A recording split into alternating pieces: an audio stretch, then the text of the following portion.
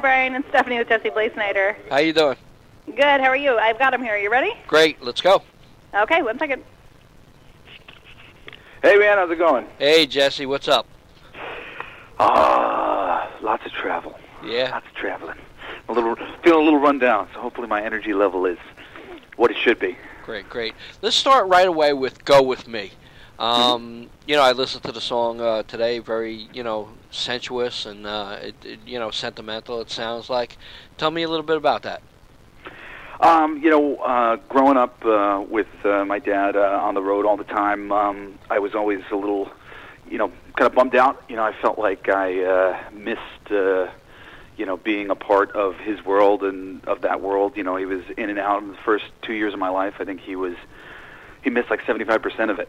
And when I had my daughter and I saw all of the really important things that happen in that first year of your life, especially, that he missed, things that really just like imprinted my child like on me, like just the seemingly innocuous things that a little kid does, and you see it and you experience it for the first time.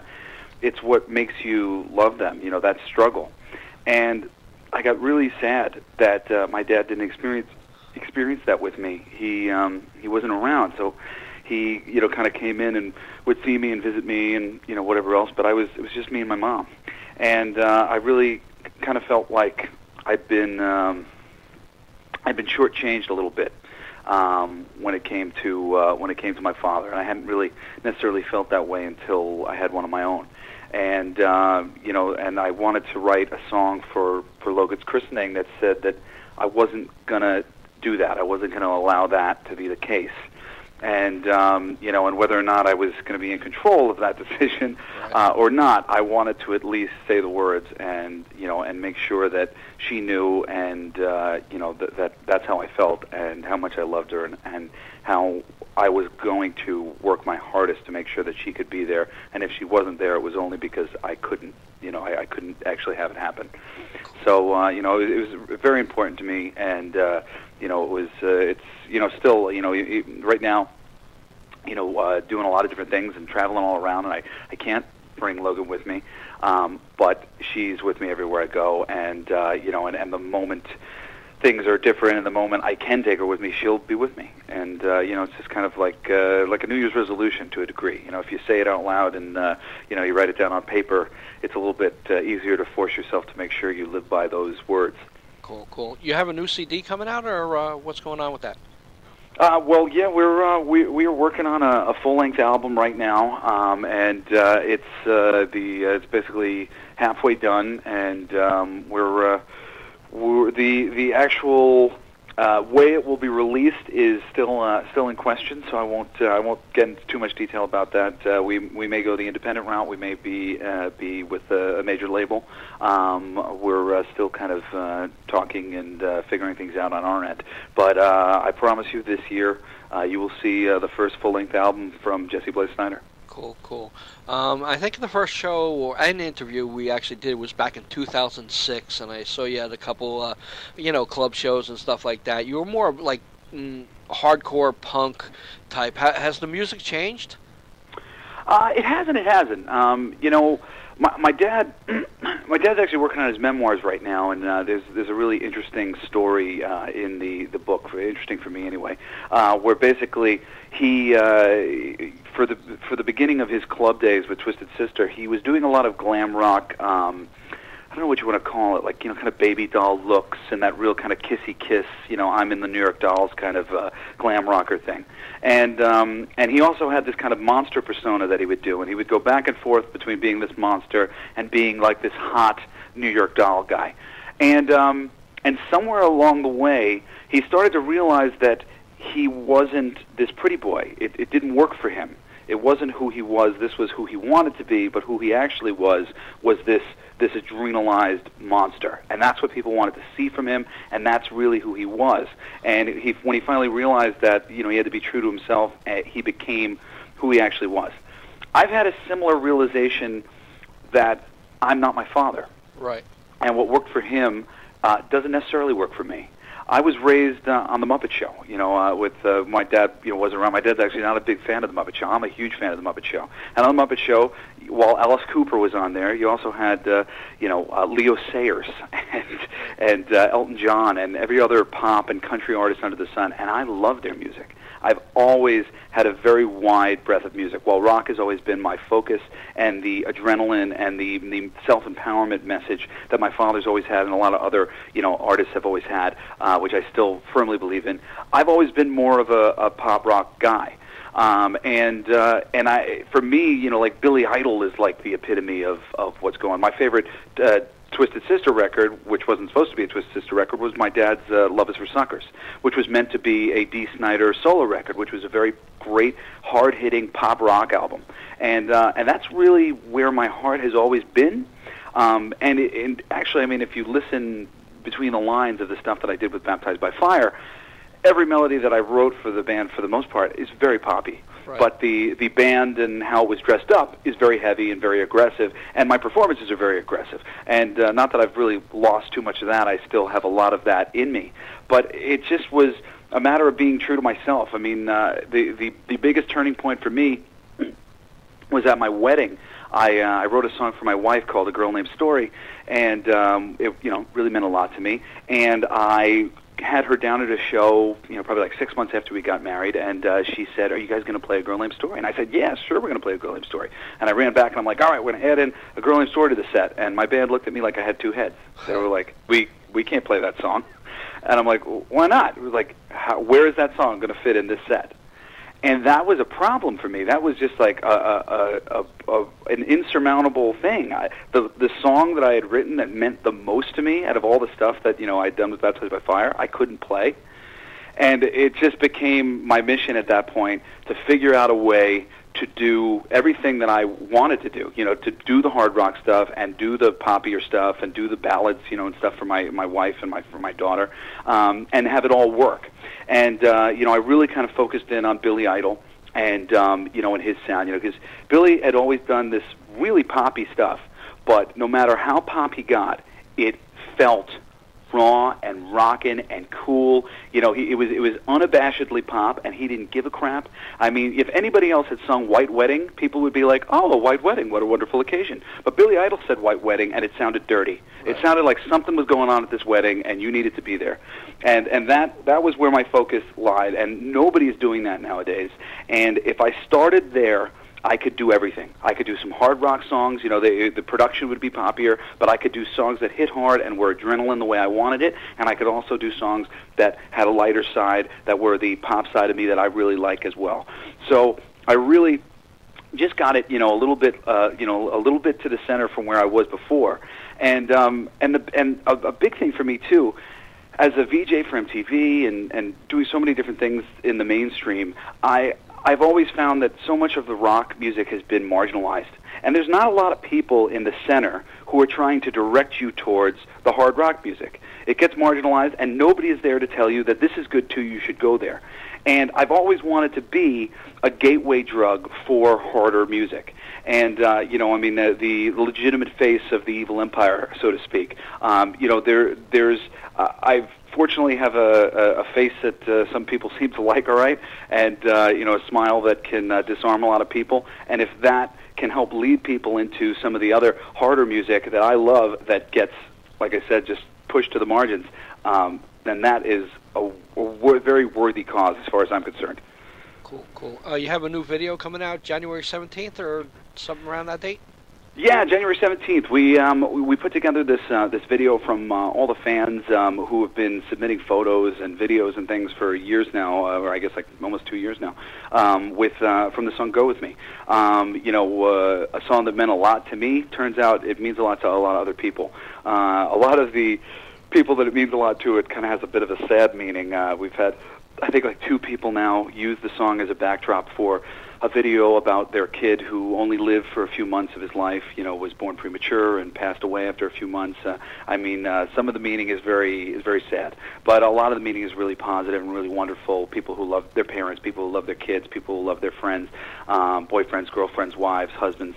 it's really great, and I've been very big on telling everybody that that it's their song as much as it is my song, and if it means to them what it means to me, that I want them all to have it. It's all of our songs. So in an effort to fully support that, we decided to put together a video that showed all the different people who felt so passionately about the song, and kind of get everybody into the act, and put something together that everybody could have.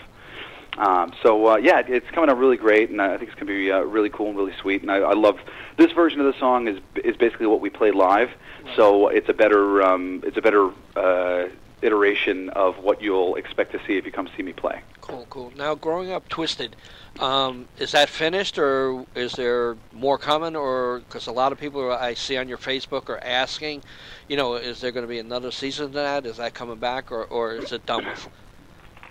I'm not sure. Never say never. We've the family is pretty busy, and we're all kind of spread out. I mean, if you've heard my travel schedule for the past couple of weeks, and then my brother's the same way. My brother's a director. My other brother Shane is a comedian, and we are all really kind of all over the place. So it's hard for us to all get together scheduling wise to do it. That said, if the timing worked out and things, came together, we might still end up doing more. I think more likely that you'll end up seeing us do something else, something that would be easier for us to coordinate.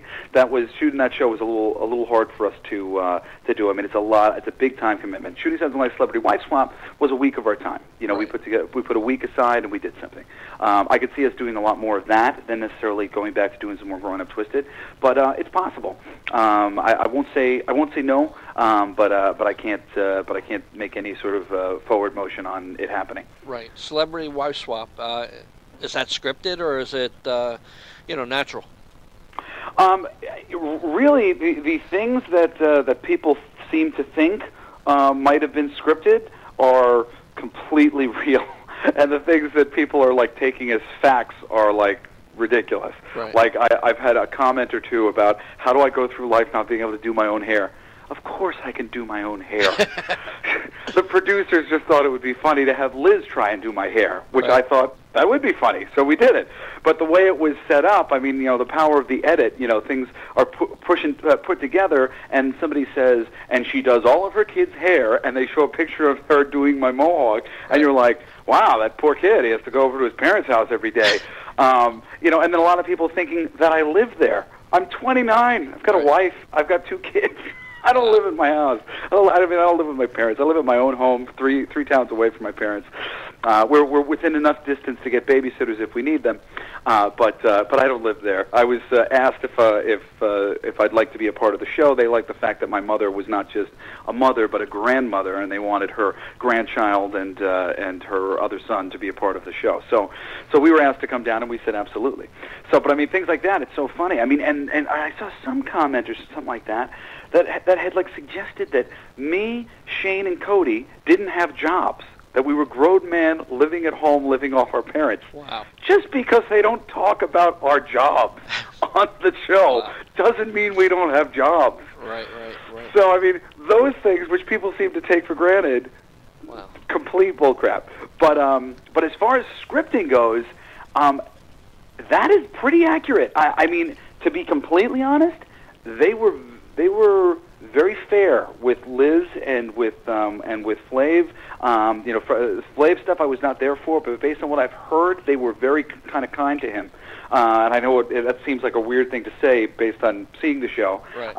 But I mean, we were just. I mean, that was how it went down. Liz. I mean, there's a format to the show, obviously. Right. So I mean, she comes in, she does the things. We set up the things that my mom does. My mom does all the things that Liz did, but probably not in one day necessarily. Right. It's probably it's spread out over a week. But those are things that my mom does very consistently. So I mean, there's a formula to everything that's going on, but it's definitely sped up and put into a nice little package so that you can do it for the TV show. But really watching the entire show, the only thing that I ever found myself saying was, "Oh wow, that was way worse than they showed." Wow. So, and I think to a certain degree, a lot of that comes from, them wanting to build a story the right way. They want the end to be the big blowout, so they don't want to have any big blowouts before the end comes.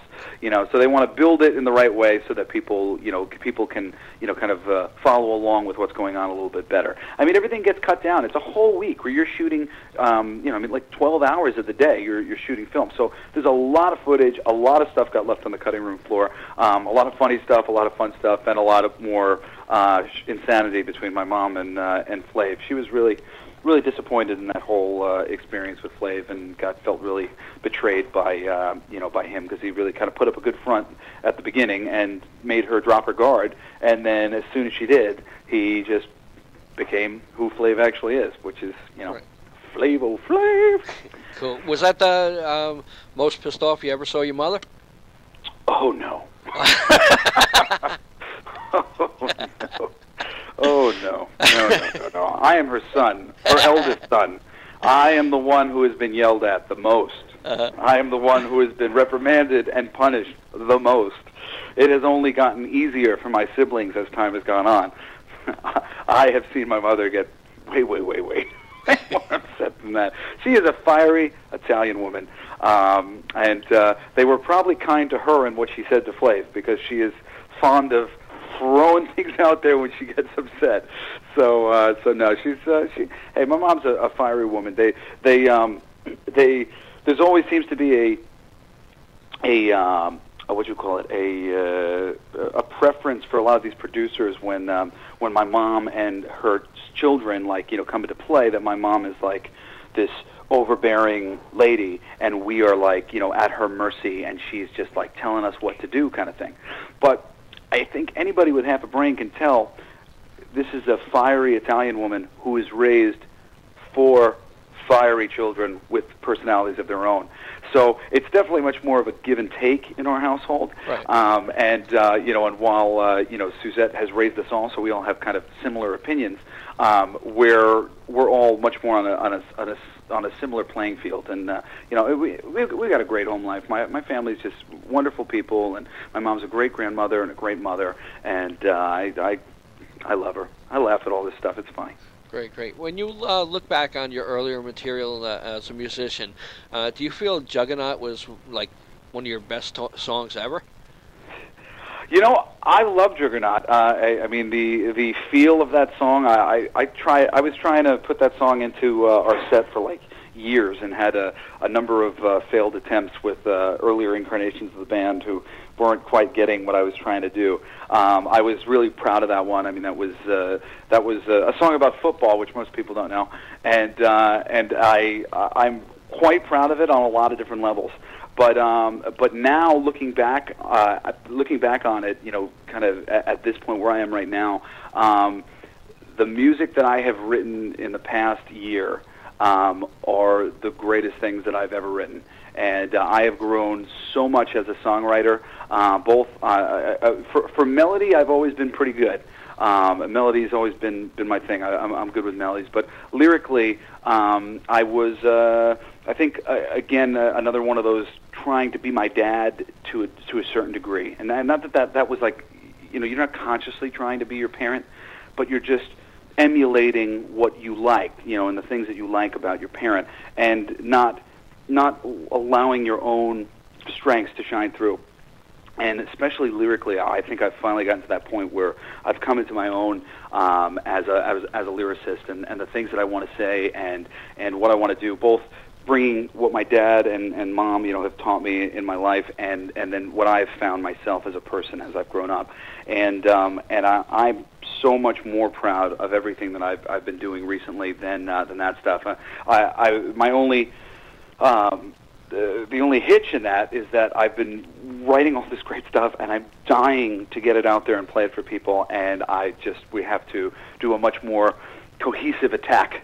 So I've been holding on to all this stuff, so that I could unleash it at one time and unleash it in the right way, so that it can do the most damage, and I can be the rock star that I know I'm capable of being. Great. You've always been gracious to us and my site, my wife, myself, shows we went to see, pictures you took. How much do the fans really mean to you?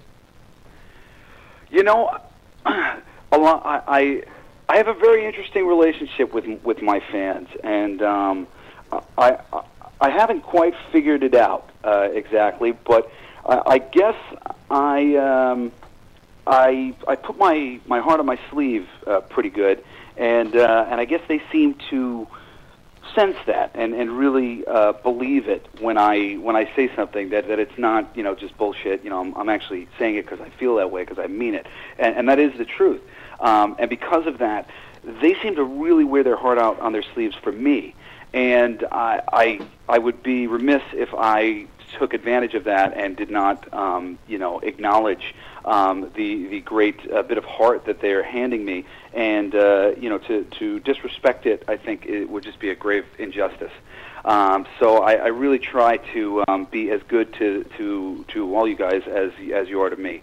Up to a point, as much as I can. At a certain point, there aren't enough hours in the day, and it's hard to it's hard to be on top of this stuff all the time. But wherever I can, I do try to get back to people, and I do try to be respectful of people and appreciative. Because I mean, without you guys, then I'm just some dude on a mountain with nobody listening to him. Jesse, congratulations on everything you've been doing. Everything, your fans love you. Would you like to say anything in ending? I for people, especially on Rockeyez, I know you guys tend to skew a little heavier than some of the newer stuff that you're going to hear from me.